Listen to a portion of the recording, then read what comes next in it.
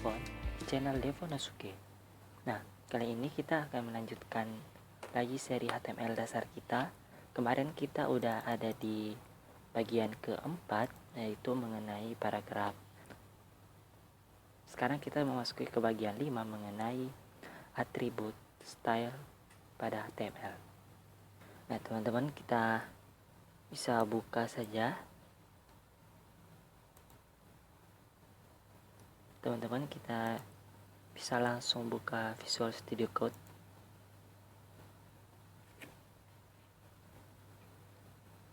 Oke, sudah terbuka. Kita tutup yang bagian sebelumnya. Kita tekan Ctrl B. Kita buat file baru dengan nama bagian 5 style attribute.html. Atau bisa dibilang kita belajar tentang CSS ya. Oke, kita enter saja. Kita close. Oke, kita langsung saja buat struktur HTML dasar. Kita tanda seru, tab. Kita tab lagi. Nah, akan langsung disorot ke dokumen. Kita ubah namanya jadi CSS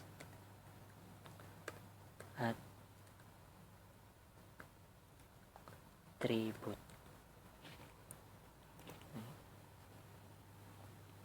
Di sini saya akan buat clue-nya sedikit. Di sini kita dapat membuat sebuah komen atau bisa dibilang komentar untuk menjelaskan hal apa yang akan kita lakukan, dan itu tidak akan mempengaruhi HTML-nya. Jadi apapun yang ada di dalam tag ini tidak akan muncul di halaman kita. Tag itu dinamakan tag komentar. Bentuknya seperti ini, tanda seru terus minus. Nah, secara otomatis Emmet akan membuat tutupnya. Nah, di tengah-tengah ini teman-teman bisa bikin penjelasan contoh. Ini mengenai CSS attribute. Nah, ini tidak akan muncul di halaman website kita. Ini hanya sekedar penjelasan untuk pihak developer atau yang membuat halaman, jadi tidak akan tampil ke halaman HTML. Nah, sini saya juga buat satu lagi komentar. Teman-teman bisa langsung, tunggu saya kembalikan. Teman-teman bisa langsung tahan Ctrl terus slash, maka otomatis akan dibuatkan komentar. Nah, Ctrl slash ini juga berlaku di bahasa pemrograman lainnya untuk membuat komentar. Di sini saya akan tulis aturan penulisan dari CSS-nya itu.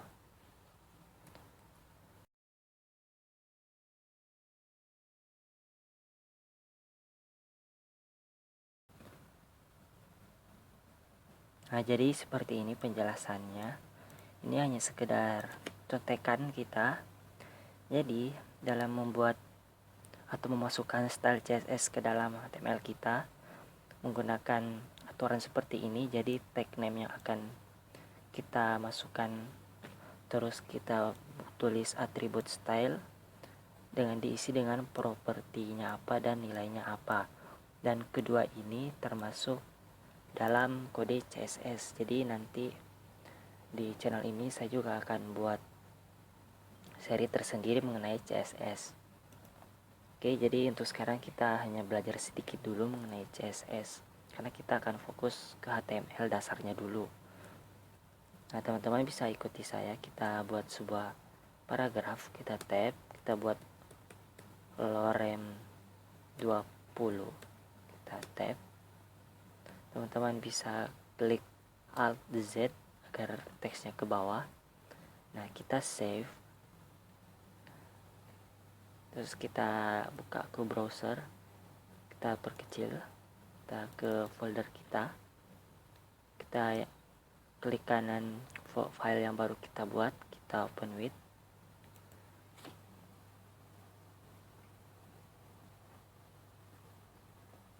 Ini sudah muncul ya. Nah, di bagian pertama kita akan mempelajari tentang font ataupun font yang akan digunakan pada HTML kita. Di sini teman-teman bisa lihat saya perbesar ya. Teman-teman bisa gunakan Ctrl plus. Saya sini gunakan 200% agar teman-teman dapat melihatnya dengan jelas. Oke, ini font yang digunakan secara default dari browser adalah font dari Times New Roman. Kita bisa lihat ini yang digunakan. Kita bisa mengubahnya. Kita kembali ke Visual Studio Code dengan menambahkan atribut style pada tag P di pembuka. Kita spasi, kita langsung praktek ya. Style, kita isi font family, itu yang akan digunakan. Kita enter saja. Nah, ini pun sudah merekomendasikan yang lain ya. Coba kita tulis Arial. Teman-teman bisa copy ini, terus atau agar mudahnya teman-teman bisa langsung taruh kursor di barisnya, terus bisa teman-teman klik shift terus alt terus panah bawah. Nah, secara otomatis akan membuat persis seperti di baris 11. Kita butuh 3, jadi kita shift alt lagi panah bawah. Nah, di sini kita ubah ya. Kalau contoh yang di atas ini kita tidak menggunakan font family, jadi kita menggunakan defaultnya yaitu Times New Roman. Yang kedua kita menggunakan Arial, dan yang ketiga kita menggunakan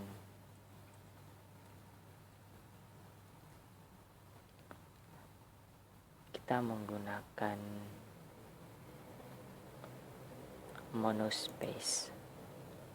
Nah, ini sudah jadi ya. Kita taruh spasi aja, kita save, kita lihat ke browser, kita refresh. Nah, teman-teman lihat ini ada perbedaan dari ketiganya. Ini menggunakan font dari Times New Roman, ini menggunakan Arial, dan ini menggunakan apa tadi, monospace ya. Nah, itu dia tentang mengenai font size pada CSS. Seperti pada bagian sebelumnya juga kita dapat mengatur ukuran dari teksnya. Kita kembali ke Visual Studio Code kita.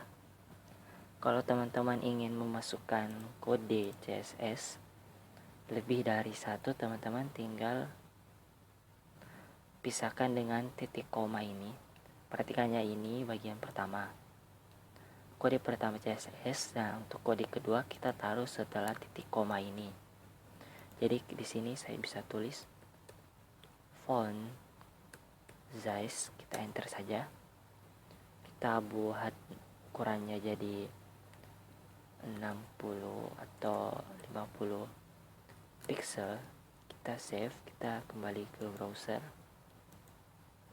Nah, itu sudah ada perubahannya, jadi besar.